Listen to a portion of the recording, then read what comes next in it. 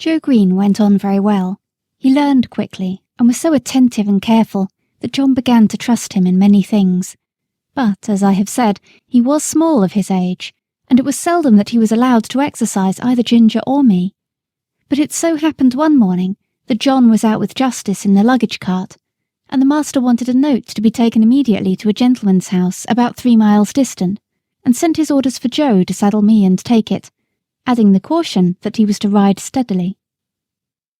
The note was delivered, and we were quietly returning when we came to the brick field. Here we saw a cart heavily laden with bricks. The wheels had stuck fast in the stiff mud of some deep ruts, and the carter was shouting and flogging the 2 horses unmercifully. Joe pulled up. It was a sad sight. There were the 2 horses straining and struggling with all their might to drag the cart out, but they could not move it. The sweat streamed from their legs and flanks, their sides heaved, and every muscle was strained, while the man, fiercely pulling at the head of the 4-horse, swore and lashed most brutally.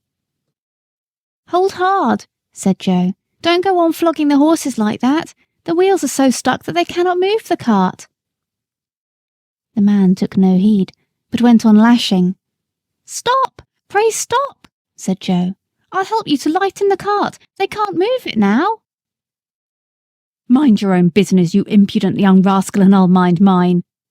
The man was in a towering passion, and the worse for drink, and laid on the whip again. Joe turned my head, and the next moment we were going at a round gallop towards the house of the master brickmaker.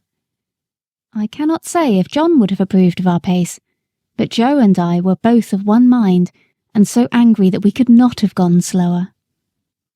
The house stood close by the roadside. Joe knocked at the door and shouted, "Hello, is Mr. Clay at home?" The door was open, and Mr. Clay himself came out. "Hello, young man, you seem in a hurry. Any orders from the squire this morning?" "No, Mr. Clay, but there's a fellow in your brickyard flogging 2 horses to death. I told him to stop and he wouldn't. I said I'd help him to lighten the cart and he wouldn't. So I have come to tell you. Pray, sir, go." Joe's voice shook with excitement. "Thank you, my lad," said the man, running in for his hat, then pausing for a moment. "Will you give evidence of what you saw if I should bring the fellow up before a magistrate?" "That I will," said Joe, "and glad too." The man was gone, and we were on our way home at a smart trot. "Why, what's the matter with you, Joe? You look angry all over," said John, as the boy flung himself from the saddle.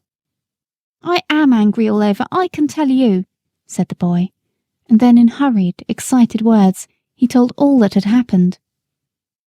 Joe was usually such a quiet, gentle little fellow that it was wonderful to see him so roused. "Right, Joe, you did right, my boy, whether the fellow gets a summons or not. Many folks would have ridden by and said it was not their business to interfere. Now I say that with cruelty and oppression it is everybody's business to interfere when they see it. You did right, my boy." Joe was quite calm by this time, and proud that John approved of him, and cleaned out my feet and rubbed me down with a firmer hand than usual. They were just going home to dinner when the footman came down to the stable to say that Joe was wanted directly in master's private room. There was a man brought up for ill-using horses, and Joe's evidence was wanted. The boy flushed up to his forehead, and his eyes sparkled. "They shall have it," said he. "Put yourself a bit straight," said John. Joe gave a pull at his necktie and a twitch at his jacket, and was off in a moment. Our master being one of the county magistrates, cases were often brought to him to settle, or say what should be done. In the stable we heard no more for some time, as it was the men's dinner hour, but when Joe came next into the stable, I saw he was in high spirits. He gave me a good-natured slap and said, "We won't see such things done, will we, old fellow?" We heard afterward that he had given his evidence so clearly, and the horses were in such an exhausted state, bearing marks of such brutal usage, that the carter was committed to take his trial, and might possibly be sentenced to 2 or 3 months in prison. It was wonderful what a change had come over Joe. John laughed and said he had grown an inch taller in that week, and I believe he had. He was just as kind and gentle as before, but there was more purpose and determination in all that he did, as if he had jumped at once from a boy into a man.